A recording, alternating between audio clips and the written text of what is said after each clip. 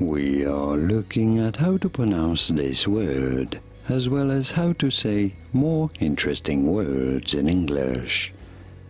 In British English, because the American pronunciation is different here, in British English, this is normally said as superfluous, superfluous. You do want to stress on the second syllable, on the per syllable. Superfluous. In American English, however, this is normally said as superfluous. Superfluous in American English versus superfluous in British English. Did you get this? Was this any helpful?